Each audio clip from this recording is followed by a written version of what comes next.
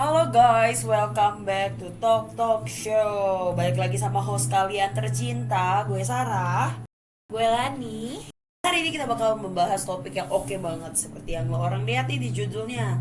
Hari ini kita bakal bahas tentang Mental health. Wuh.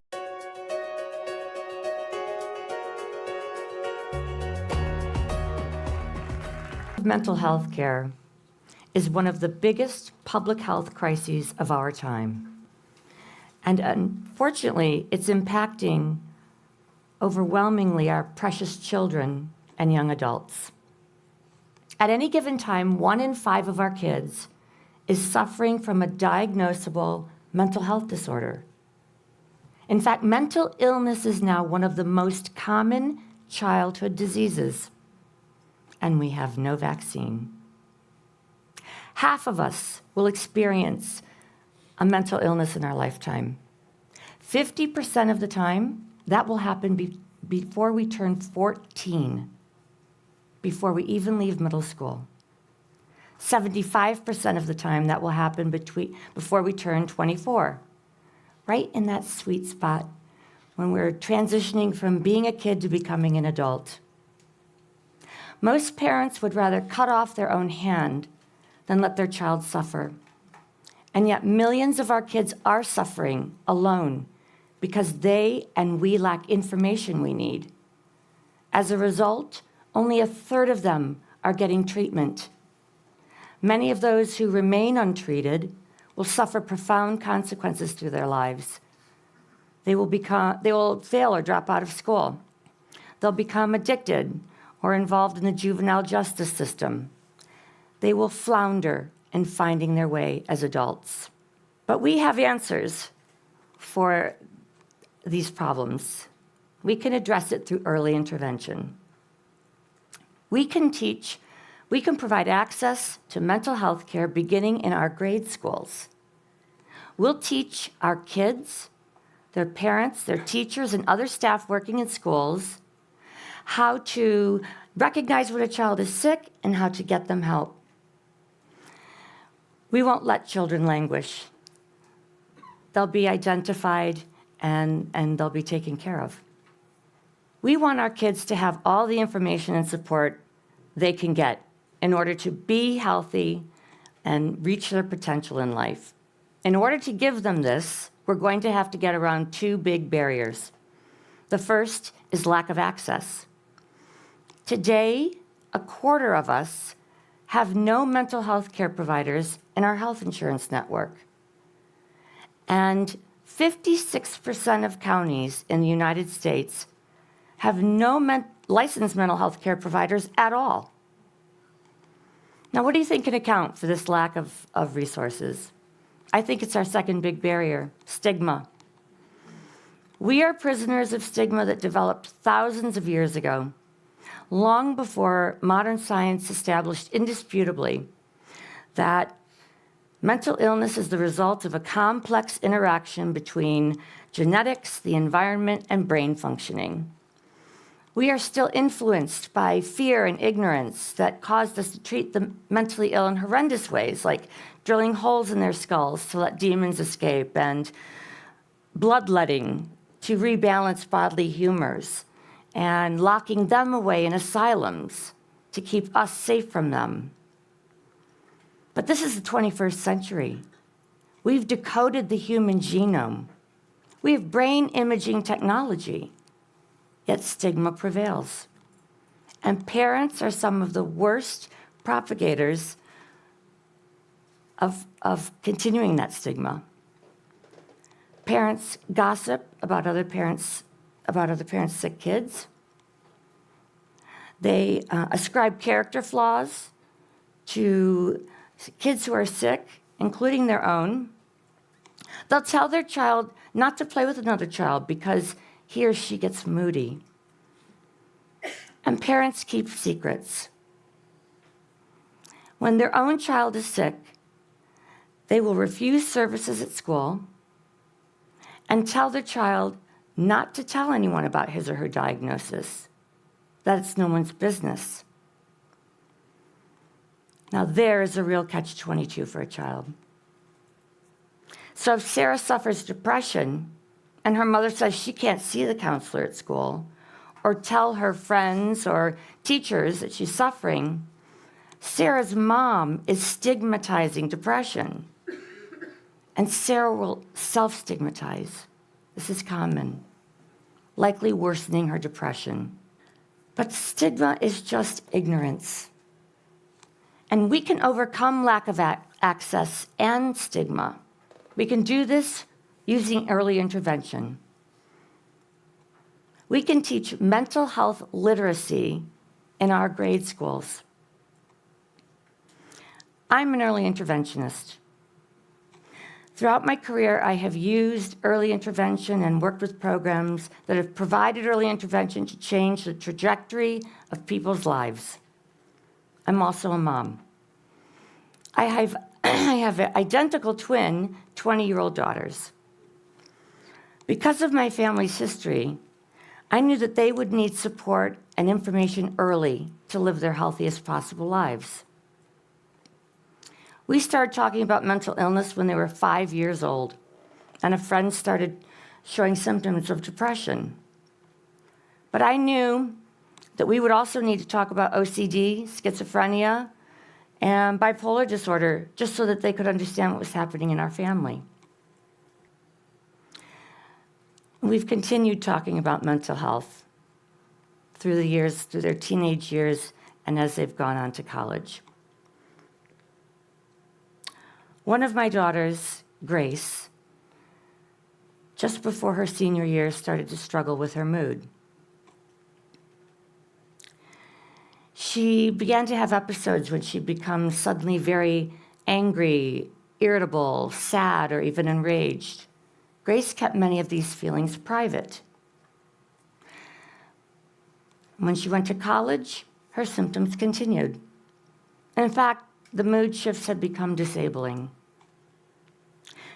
Grace realized that she likely had a psychiatric disorder and started tracking her moods every day. Over time, she realized there was a clear pattern to her mood shifts, and she shared that information with me. And we got her to a psychiatrist. Grace began taking a mood-stabilizing medication. And by December of her sophomore year, she was diagnosed with a form of bipolar disorder. Because Grace was not impeded by stigma, and she was informed, she was able to recognize her own symptoms early and was treated, diagnosed, and in remission in a 2.5-year period. For most people, the gap between the onset of symptoms and treatment averages 8 to 10 years. So we can dramatically narrow that gap by teaching mental health literacy in our grade schools. Our grade schools can become mental health literate environments. We'll teach kids, parents, teachers, and other staff working in the schools about mental health, mental illnesses, signs and symptoms, and treatments. And we can provide treatment, access to treatment right there on site in the school, and referrals to professionals as needed. In a mental health literate school, kids will learn about their lungs and hearts and muscles and also their brains, but not just that their brains control the functions of their bodies, that they control their minds, their moods, their thoughts, and their feelings. Kids will also learn that we all have strengths and challenges, and in all kinds of areas like learning, motor skills, and even brain functioning.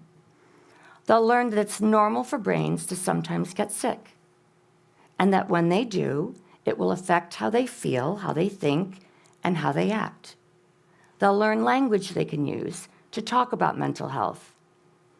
And because mental health literate schools will teach that mental illness is normal, children will not develop stigma, and parents can let theirs go. Let's imagine what would happen in a mental health literate school when a 4th grader begins to struggle. Rachel recognizes that her friend Ben isn't acting like himself. He's not playing with his friends. He's sitting alone a lot. And she feels compassion for him. She doesn't tease or bully or reject him. Rachel embraces her friend.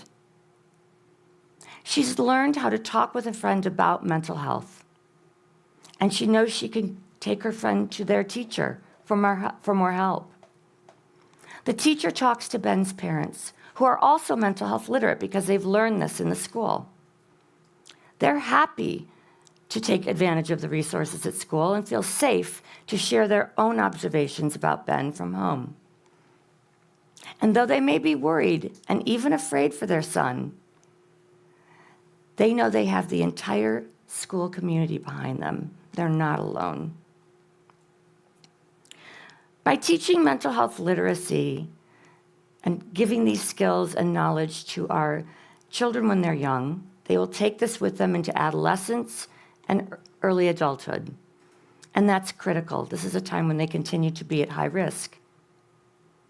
Because once kids move away from home, it's much harder to know what's going on in their lives, let alone their minds.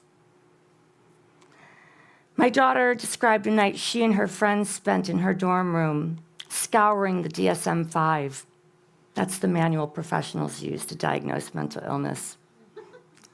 They were trying to understand more about what was happening to a friend that they were concerned about. They even contacted the University Wellness Center to get help. And they were told that unless their friend was already suicidal, the university could not do anything. They would not reach out to her. The friend would have to come to them. Last summer, I lost my 32-year-old nephew, Jim, to mental illness and suicide. Jim was raised by parents who were incredibly involved and loving. But when he was sick, he went to a friend who was not mental health literate.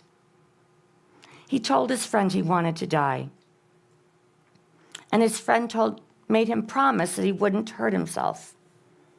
He even invited Jim to stay with him until he felt better. But he didn't think to unload the handgun that Jim knew he kept right under the pillow on his bed. I wish I had a time machine and we could go back and save all those that we've lost or watched suffer. Tragically, we can't. But going forward, I invite you to advocate for mental health literacy in our grade schools and to develop your own mental health literacy. Eventually, we'll be a mental health literate society, all of us looking out for one another. There's no time to waste in stopping the scourge of untreated mental illness among our kids. Let's start now. Wow, it's great to see such a great audience today. Thank you so much for being here. My name's Meredith Ackley. I'm like one of your parents, I'm a professional teenage parent. I have a senior at freshman at Pali High School and also a 10-year-old daughter. I'm here today because my life took a very dark turn in 2012 when I lost my husband to mental illness. And my life path with him was altered in a way that shaped me and has shaped what I've done in the last 7 years to help high school students like yourself talk about mental health. Eric was an amazing guy. We met when we were 19. We were at a summer camp counselors together. We ended up being college sweethearts. We had a little bit of a long distance break and then we got back together. We got engaged, we got married, and Eric had this great little startup that he started working at. I don't know if you guys have heard of it, eBay. But he was there in the very beginning and ran the finance department and was having this incredible career. And he had these moments of like pure brilliance where he would be up all night and doing things. He would either be working on this incredible Excel spreadsheet or writing me a love poem. And actually what was happening with him is he was suffering from his mental health issue that we were unaware of. This went on for him for over 14 years. He was able to handle his diagnosis and be able to do it without seeking help. Unfortunately, a shift in that happened. We had now at this point had 3 daughters. They were 10, 8, and 3. And Eric ended up suffering a break. And He spent the next 8 months trying to work on this. He was diagnosed with bipolar 2 and OCD. And it was a very late diagnosis. He was 39 years old. For me, my whole world just had imploded in terms of being able to manage this for our family. And mostly the reason why it imploded is because people weren't talking about mental health. This wasn't something that I could call all my girlfriends, say, okay, I need a dinner plan, I need people to take the kids, I need to help to get through this. Because the first thing that happened to Eric is his own doctors told him that he shouldn't tell anybody about this, that he shouldn't talk about it, that people weren't going to affect his competency. And I can't tell you, for a man whose brain was his power horse, to have someone tell them that he could no longer trust it and no longer use it as a source was just devastating for him. It was a steep learning curve for myself and for him. So we chose not to tell our daughters. To this day, I don't know if that's the right choice or the wrong choice, but I know that it was because of the stigma and because of not talking about mental health publicly and normally in our society, that this was the reason why we didn't tell them. So unfortunately, Eric's battle was only 8 months, and we lost him. And it was devastating. It was blindsiding. It was awful. And anybody who has experienced or been a survivor of suicide, it's hard to imagine losing your loved one that way. So after he died, the first year was a complete blur for me. I can barely tell you how I got through every day. But the next thing I did is I woke up after a year and I said, you know what? The first thing I did do before, when he did die, I instantly went public with his diagnosis and instantly told everybody. At the time, Leah was in 5th grade and Ava was in 2nd grade at their elementary school. They were told exactly what happened and exactly what disease he had and exactly what was going on, because there was going to be absolutely no shame. But in the moment, I didn't have the energy to really take on and figure out what to do next. So what I did is I spent the first year in that fog, and then I came up and I said, you know what? What was our biggest challenge? What really did our family face that it was just I didn't want any other family to face in this situation? And it was the stigma. Why weren't we talking about this? Why couldn't I tell anybody? Why wasn't this just like the guy down the street who had cancer, or the woman who's had breast cancer, and we all rallied around that family? Why couldn't people do that for our family? And it was because this unbelievably oppressive, pervasive stigma around mental health. And I didn't want my daughters to be able to feel like their dad died in any different or any shame than anybody else who loses their life. His was a brain disease. Your brain is an organ. Your heart is an organ. Your lung is an organ. His brain failed him. That is what happened to my husband. That is what happened to their dad. And I wanted them to be able to go into a cocktail party when they're in their 20s, say, yeah, I lost my dad to bipolar when I was 10, and be okay, and no shame, and be just the same as saying, I lost my dad to colon cancer. So here I was, how am I going to do that? What am I going to do? What can I do as I'm trying to raise these 3 girls and get through each day of missing this amazing man that was in my life? And I started, what did everybody, Googling. So I started Googling organizations, and I was like, okay, who's talking about mental health and stigma? Who's working on this? And I found this organization called Bring Change to Mind. And I happened to look at the address of the organization, and it was like, oh, it's in San Francisco. I can do this. I'm nearby. So I went and had lunch with the executive director, and the first thing I said, we were talking about all their different organizations, because, we're thinking about starting this high school club program. And I thought to myself, that's it. That is what I'm going to do, because Leah was just about to start Pally, and I wanted these kids to be able to talk about it. Because the one thing I realized and recognized when I replayed the tape of Eric's life is, he needed to know that in high school, what was mental health issues, what was going on, because his first break or his first depression was when he was a freshman at Georgetown, and he didn't recognize it, he didn't understand it. And Eric was from a Latino family, and his family chose to never talk about mental health issues. I think it was stigmatized within their culture. Unfortunately, when Eric was diagnosed, and I turned to his called his parents, I said, hey, this is what's going on with Eric, and I said, is there any family history? And unfortunately, they told me there was no family history.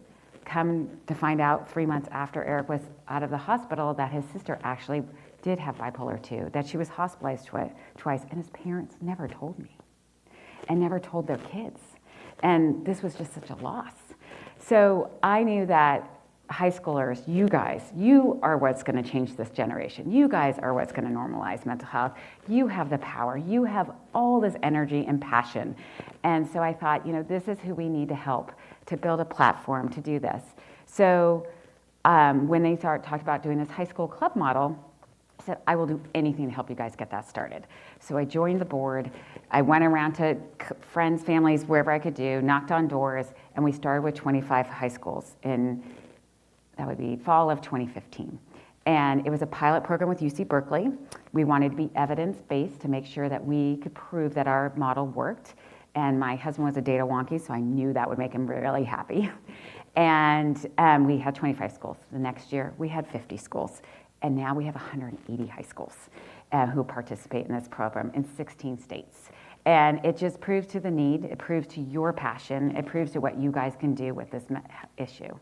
So I'm here today to just encourage all of you to continue to talk about mental health, to know that from a tragedy, good things can happen, that everybody's disease is worth talking about and everybody's mental health is worth talking about. I feel like I'm just the grown-up in the room who is telling you about this. I actually want to turn it over to a video that I brought about the Brain Change in Mind High School program and let you see a little bit more about what we created and what we're doing. Mountain View High School doesn't have one, actually, a high school club, so if anybody in the audience wants to start one, let me know. We have over 50 on the peninsula right now. But this is why I was here today. I just want to encourage all of you to take care of your mental health.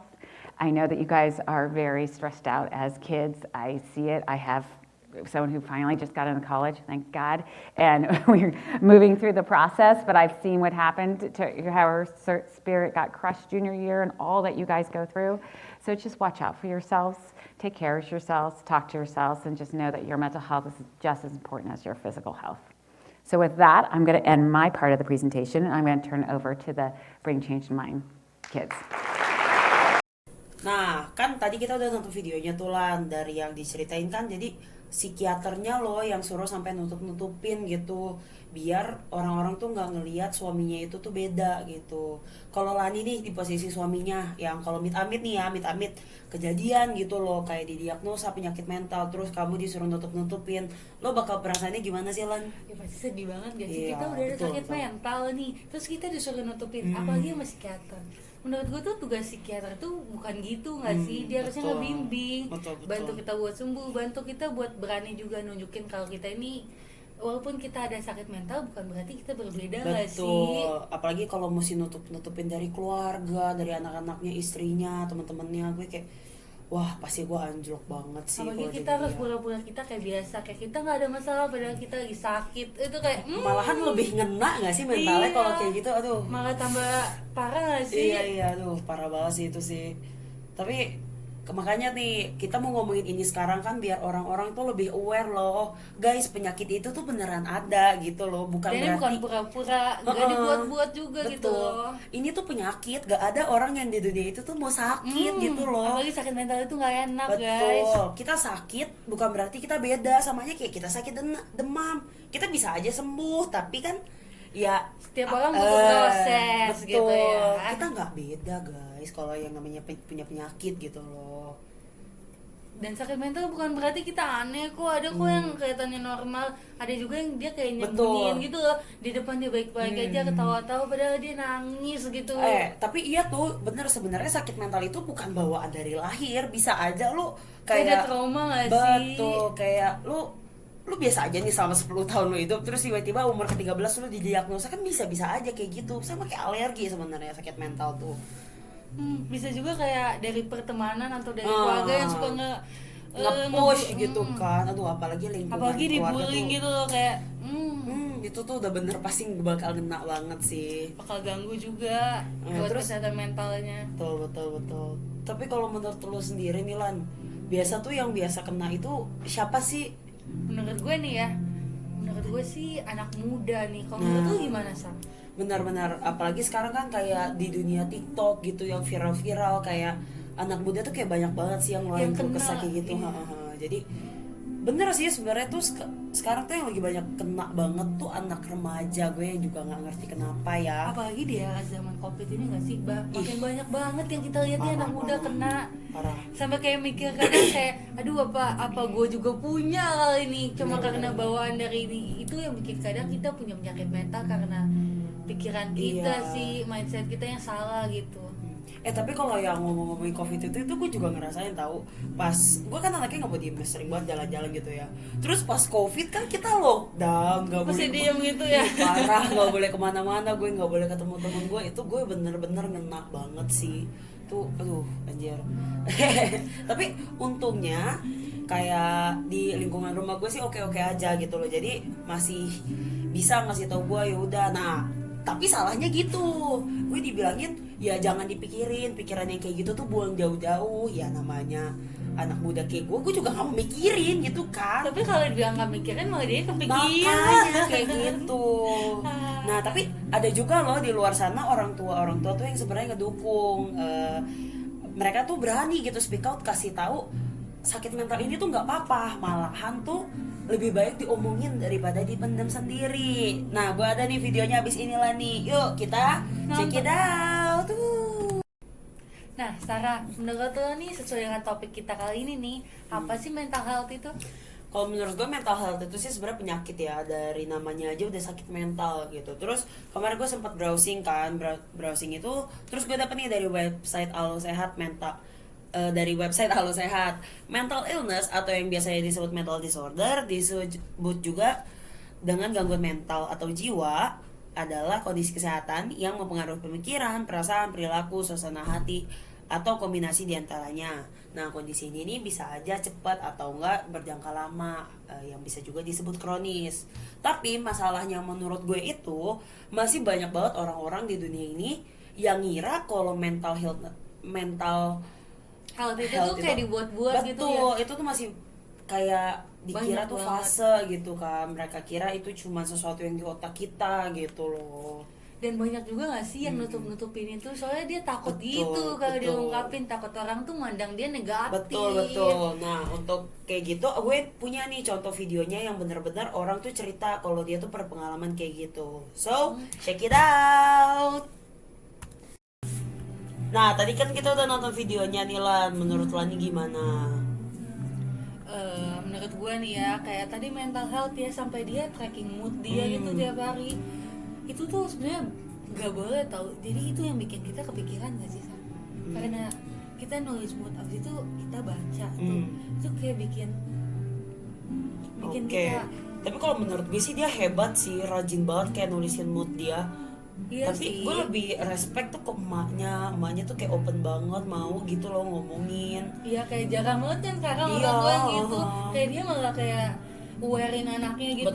Betul. Malahan kalau orang tua zaman sekarang pasti ngomongnya kayak udah nggak usah dipikirin, udah deket, makanya banyak berdoa kayak gitu. Gue kayak, Enggak lah, mental health gitu nggak mungkin sih? ada penyakit mental. Pasti kayak ada Oh, orang yang oh, gitu oh, kan, oh. nggak percaya gitu. Padahal itu tuh ada gitu. Tapi mamanya ini baik banget kan. betul. Dia dari kecil ngajarin anaknya, terus sampai bener-bener anaknya merasa nggak kuat, terus diajak ngobrol sama dia sampai dibawa ke psikiater. Itu tuh Kayak care banget jarang gitu. banget orang tua zaman sekarang. Tapi kalau menurut lo sendiri nih Lan, kan lo sering nih, gue tahu lo demen nih sama topik ini ya, remaja dan mental health gitu. Kalau menurut lo tuh gimana sih, kenapa bisa anak remaja gitu lo yang dipengaruhin sama mental health gitu? Soalnya nih anak remaja ini pasti banyak rentan banget nih, mental dia masih belum kuat gitu. Terus kayak dari keluarganya mungkin, dari lingkungan teman, Iya, ada nge-push keluarga, gitu kan. iya nge-push, kayak temennya lihat wah temennya pinter nih, tapi gue enggak, keluarga gue tuh Betul, mau gue betul. pinter, jadi tekanan batin, kena mental gitu, stres yang bikinnya kena mental. Betul bisa Atau jadi enggak, kayak gitu ya. dari trauma gak sih? Ah, Orang trauma. tuanya suka berantem atau dia dibully. Jadi paling kalau remaja kan rentannya kayak gitu ya, bener-bener. Tapi kalau menurut lo sendiri nih, gimana sih kira-kira cara ngatasinnya gitu? Kayak kalau yang tadi kan kita lihat emaknya itu kan, anaknya kan nggak tracking mood dia, sampai akhirnya dia udah ngeliat nih polanya tuh kayak gini, dia bilang ke emaknya, terus emaknya langsung cariin dia psikiater. Tapi kan kita jujur aja, namanya anak zaman sekarang kan nggak gak bisa kayak gitu loh, semuanya tuh pasti nge-handle-nya tuh dengan cara yang beda-beda. Tapi kalau menurut Lani tuh enakan gimana cara nge-handle-nya sih? Sebagai anak muda ya, kayaknya kita harus punya juga lingkungan yang sportif gitu, Sportif, yang betul, mendukung yang banget. positif, benar. Contohnya kayak video tadi, mamanya kan baik banget nih. Jadi dukungan orang tua tuh menurut gue penting banget, ya kan? Kayak Betul. sebagai orang tua tuh mereka harus peduli sama anaknya gitu loh. Kalau misalnya anaknya ada perubahan kan ada orang tua yang nyadar tuh. Mereka kayak, lu kenapa sih, ceritalah sama mama gitu loh. Itu kan Bener-bener. membantu banget, kayak walaupun mamanya cuma ngomong gitu kayak wah Iya, emak gue peduli, masih ada yang peduli sama gue karena gitu loh. memang iya betul, karena menurut gue itu lingkungan pertama itu kan yang paling terpenting itu kan sebenarnya lingkungan rumah Keluarga, kan. iya. Keluarga itu tuh yang paling penting gitu loh, cuman Buat ngebangun mental kita tuh Betul. di keluarga tuh penting, peran keluarga tuh sangat penting. tapi lo tau gak sih sebenarnya, kan gue juga sering banget nge-scroll TikTok nih. Sebenarnya fun fact ya, orang Asia itu kayak susah banget kalau ngomongin perasaan gitu loh ke anaknya, kayak Gengsi. betul. Kayak kalau orang Amerika kan kayak I love you gitu kan, itu mereka udah sering banget kan. Tapi kayaknya kalau di kita itu kayak ngomong aku sayang kamu itu kayak susah banget kan. Aku sayang mama, aku sayang papa. Kayak Coba awkward gitu, kayak Iya. orang tuh kayak kadang nggak coba mau. lo orang ngaku kapan terakhir lo orang ngomong aku sayang mama papa gitu. Terus kalau nggak kapan terakhir emak bapak lu ngomong aku sayang kamu gitu, kayak Atau enggak kalau kayak ulang tahun ciumnya kayak aduh itu malu kayak, gue tapi jujur ya, gue tiap kali ulang tahun tuh gue paling bingung cara ngerespon. Gue kalau dipeluk gitu dibilang happy birthday, gue harus ngerespon balik apa, kayak ya makasih gitu kan, kayak rasanya nggak respect kan sebenarnya kan. ya bagi sama orang tua Iya. gitu nggak sopan. Gue bingung cara ngeresponnya tuh gimana. Gue juga kalau dicium gitu pas ulang tahun ada birthday anak mama, itu kayak ih udah gede yang dicium. Padahal sebenarnya itu tuh kadang butuh Soalnya banget kan dari buat dulu tuh kita. kita diajarinnya tuh kayak gitu. Kayak lu pernah ngerasain gak sih kalau lu dulu tuh ngambek kayak baru habis diomelin, padahal orang tua lu yang salah. Mereka tuh nggak pernah ngomong kayak maaf ya gini-gini, enggak. Tiba-tiba ketok kamar mau makan, enggak kayak gitu kan biasanya. Ih, beli martabak makan tuh di depan tuh biasanya kayak gitu. Temen gue tuh selalu cerita kayak gitu tuh enggak. Oh berarti cara baikin orang Iya. tua beda-beda. Ada juga yang minta maaf. Kadang kalau misalnya gue Tapi merasa di Asia bersalah tuh, banget. di Asia tuh jarang banget kayak gitu. Tapi kadang emak gue kalau merasa bersalah banget sama gue kadang minta maaf sih, maafin mama ya lah gitu. Terus lu responnya gimana? Iya mah iya. Kadang kayak kalau yang sedih banget sampai nangis bareng gitu tau Tapi gak? di dalam hati tuh kayak masih kesayat-sayat gitu gak sih ya? Iya kayak Lani nggak salah, kenapa mama ngomelin Lani? Iya Tapi udahlah. benar. Namanya juga manusia nggak luput dari salah ya. nggak sih? Betul. Terus kan tadi kita ngomongin keluarga nih Lan, tapi bisa juga kan maksudnya kayak di lingkungan kerja gitu loh. Apalagi sekarang kan kita udah masuk dunia perkuliahan yang pasti kita kan pertemanan juga. betul, kita bakal masuk ke dunia yang lebih serius lagi gitu loh, kayak Lebih dunia luas pekerjaan. lagi. Betul, kayak tuh gue ngerasain sih ya, kayak dari selesai sekolah gue langsung terjun gitu ke dunia kerja. Gue tahu lah maksudnya kalau di Lika-liku dunia kerja itu Tuh. nggak mudah gitu loh. kalau Jadi di keluarga sekolah itu masalah. kan kayak kita kan gini nih, kita berjuang bersama-sama gitu loh, tapi kita tuh nggak perlu apa-apa gitu kan, semuanya sama gitu, murid kan statusnya. Tapi kan kalau di dunia kerja Dia atasan Betul. gitu. Kayak dia ngomelin kita ya kita cuma bisa iya saya tahu saya salah gitu. betul, kalau paling mentok-mentok di sekolah tuh lu mau dapat nilai bagus kan dari guru, tapi kan kalau di kerjaan tuh berhubungannya sama duit. Lu semakin bagus di mata atasan kan pasti ada kayak Wah ini orang bagus banget nih, ini mesti kita pertahanin nih, kok nggak kita iya, kembangin. terus jadi kan kayak kita ada yang namanya mau cari muka lah ya gitu ya. Nah, Padahal mah kadang kita baik di kerjaan juga karena kita mau posisi kita tetap aman, bukan tuh. mau cari muka gitu. Tapi kan orang pada nggak ngira gitu, makanya itu adalah yang namanya kayak yang di toxic, terus mental karyawan jadinya kan keuji karena itu. Nah, buat penjelasan yang lebih lanjut, gue juga masih ada nih videonya, yuk kita tontonin. Yang kali ini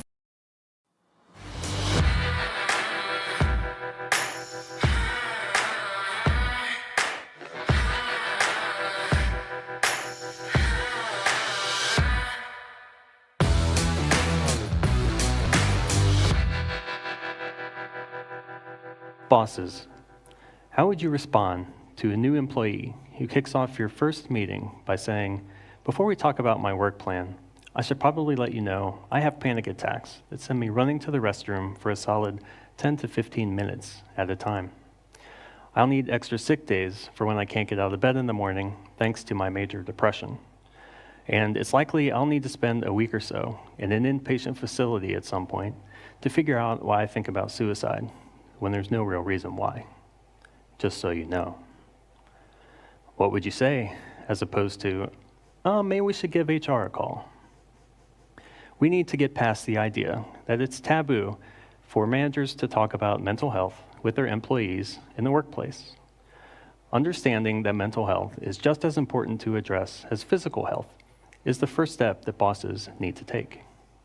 If an employee comes to you with a broken leg, you wouldn't say, your life is great, everything's fine, suck it up, right? To know how to address an employee who comes forward with a mental health issue, it's important for managers to encourage open and honest relationships. Even though the common perception of vulnerability in the workplace is that it's seen as a weakness, could prevent promotions, or even get people fired, fact is, openness and honesty actually strengthen relationships and create a higher level of trust. When an employee comes forward with a personal challenge they are facing, responding with, I feel that way sometimes, or someone in my family deals with that, I know how hard it can be. The manager immediately makes the employee feel comfortable and creates a stronger connection between them. Unfortunately, though, many employees worry that if they do come forward with a personal challenge they are facing, managers will instead respond, now I know why your performance has been slipping, or I'm not sure you're a great fit for this team. This fear causes employees to keep their struggles to themselves, which could lead to performance issues, time off for disability, or worse. For employees to feel safe enough to talk about their personal lives at work, it is crucial that managers openly support and encourage this vulnerability. I had my mental health struggles at work. None of the managers I'd had gave me the confidence that I could talk about the anxiety and depression I'd been suffering from since I was a teenager. I just knew that if I asked for help, I would surely be shown the door. It was right around my 10th year at the company I work for when I lost my dad, which caused my anxiety and depression to spiral. Getting through each day became nearly impossible.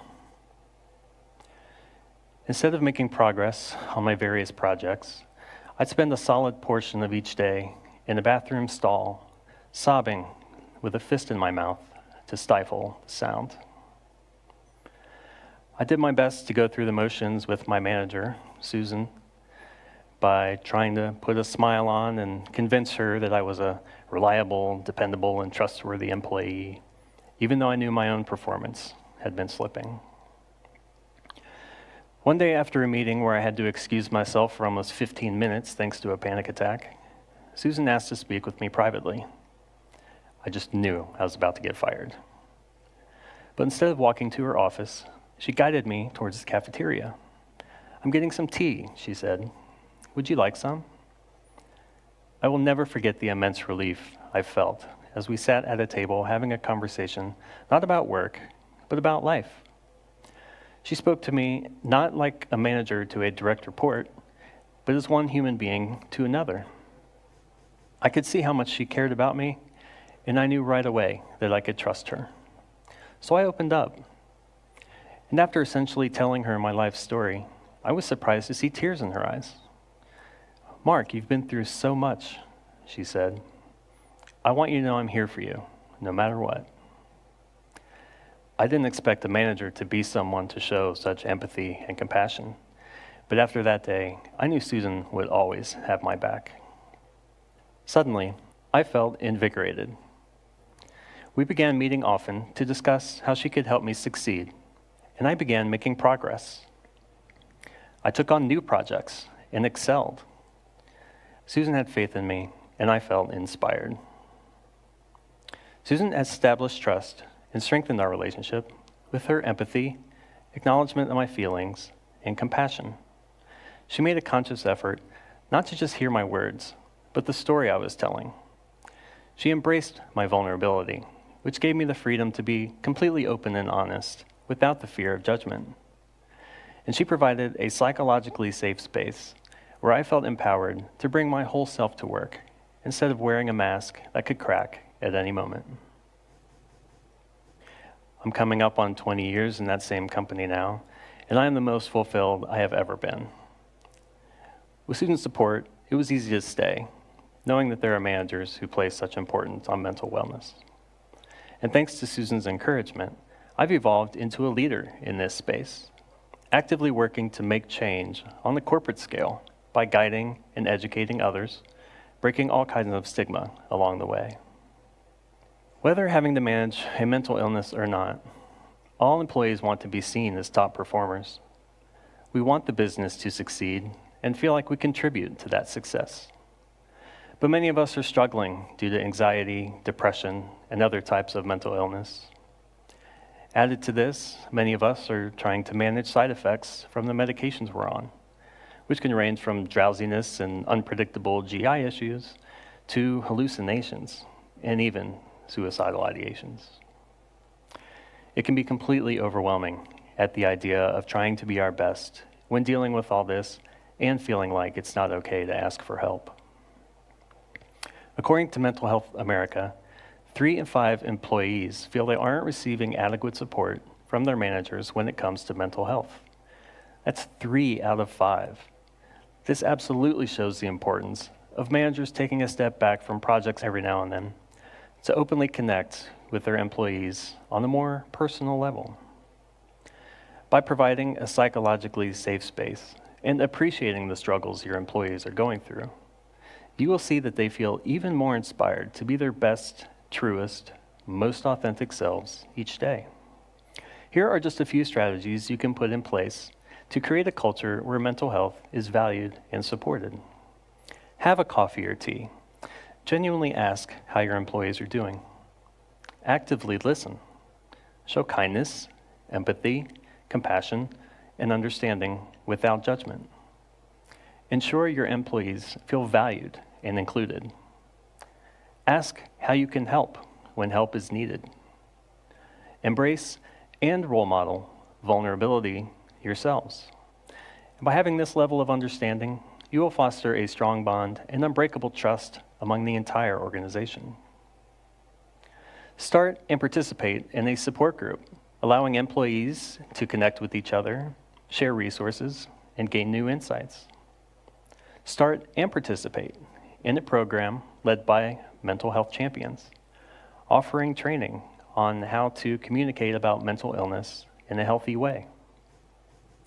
Help establish a support line where employees can connect with therapists when needed, or even bring a therapist on site once or twice a week.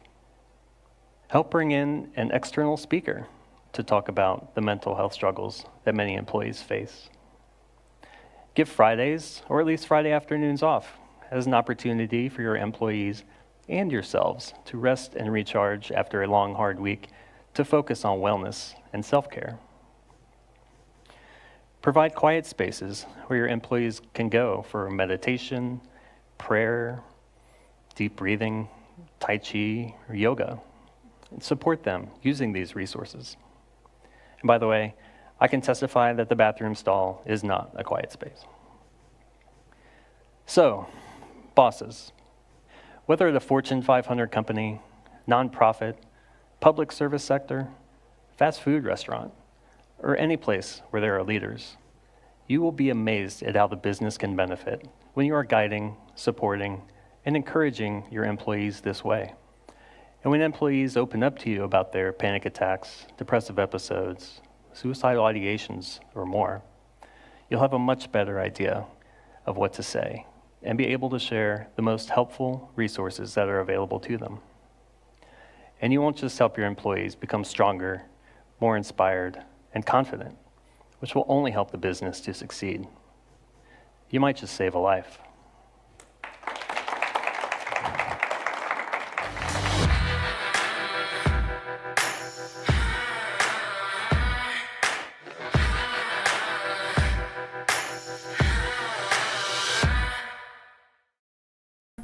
Nah, oke, dari video itu kan tuh ada juga kan pastikan yang kena mental di dunia kerja gitu, apalagi yang orang-orang yang kita lihat kayak setengah hari gitu loh, maksud dari pagi nyampe malam kita ngeliat orang yang gitu-gitu aja.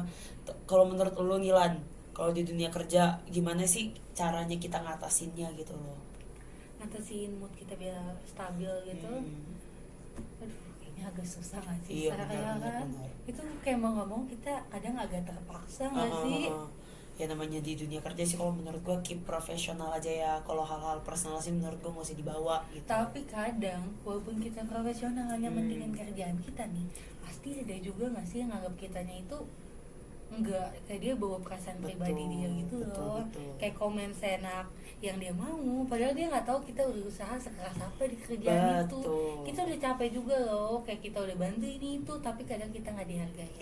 Betul ya, ampun itu kayak, aduh itu relate banget sih. Pernah kejadian kayaknya yang Gimana gitu ya lah ya. jawabnya itu kalau ditonton mah. Tapi kalau menurut gue sih bener sih kayak gitu ya. Apalagi banyak loh orang-orang yang lebih kayak ratio orang yang resign karena gak nyaman di tempat kerja tuh lebih banyak daripada resign gara-gara ketemu pekerjaan yang lebih baik. Itu tuh kayak Dan banyak juga kayak orang resign nih karena lingkungan dia gak nyaman, bukan karena Nah, dia iya. gak suka sama kerja dia. Kayak kerjaan dia kerjaan tuh oke, oke-oke aja gitu, tapi terkadang lingkungannya. betul. Tuh, apalagi kalau kayak kita anak baru gitu kan, baru terjun ke dunia kerja kayak wah, pasti awal-awal pasti shock sih. Ya, Kayak tapi kan tergantung tergantung sikap masing-masing kita individu kan. juga. Kayak yang ya udah ini hidup kita harus jalanin gitu. Ya Pak, tapi sih pasti yang terpenting sebenarnya ininya, cuannya. Kalau memang cuannya oke ya Profesionalnya jalan gitu. iya betul ya, apapun lah gue lakuin, yang penting ininya sepadan. Tapi ada juga mentalnya yang nggak tahan. Iya, kalau Contohnya memang kayak gajinya teman gede. kita, kan teman kita juga ada, tapi ya udah lah ya. Ya betul, kalau misalkan memang cuannya gede Why tapi not gitu ya? iya, kalau mentalnya tersiksa ya susah juga kan kalau kayak gitu kan. Tapi walaupun cuannya gede, kalau jadi mental kita rusak juga sebaiknya enggak Iya sih. sama ya. aja gaji kita tuh habis buat kita ke psikolog gak sih? Aduh gue kadang tuh gue pikir gitu, gaji gue ini habis nih, bentar lagi gue bakal ke psikolog, aduh capek banget soalnya. Ya yang kerjanya begini, stres ini itu, banyak tugas, kerjaannya Betul, begini, betul, lingkungan betul. kerjanya begini, aduh. Tapi pokoknya yang bisa gue kasih tahu sih ke teman-teman di luar sana gitu yang mungkin ngalamin juga yang kayak gitu, pokoknya stay strong aja dimanapun lo, itu nggak sendiri sebenarnya. Yang penting lo itu bisa cari lingkungan yang suportif, lingkungan yang positif, gue jamin lo pasti bakal bisa gitu. Maupun kalian merasa nggak nyaman, ya udahlah profesionalin aja. Kita kan juga kerja sama orang, ya cari duit. Kita mau duit ya udah kita jadi profesional gitu. Kalau memang lo ngerasa nih susah gitu lo nyari Udah lingkungan yang kayak gitu, banyak kok orang-orang di luar sana tuh yang kayak bikin buku gitu loh, ngeluarin apa yang harus mereka keluarin mungkin dengan cara lain gitu loh, sampai bikin lagu gitu-gitu kan. Atau kadang nangis itu nggak apa-apa sih kalau kita ada masalah, Betul, ya nggak sih? betul, Maupun betul. cuma di pojokan kamar tutupin pakai banter, Betul. kadang itu ngebantu banget. Betul. Atau dengerin lagu kesukaan kalian, hangout sama temen ngobrol kayak gini nih, ini juga kan bantu kita juga nggak sih? Makanya guys, pokoknya inget aja lo tuh nggak sendiri. Terus pokoknya Setiap masalah itu juga pasti ada jalan penyelesaiannya keluarnya. gitu. Kalau memang nggak ada penyelesaiannya, berarti masalah itu tuh belum kelar gitu. Dan pasti ada kok. Oke,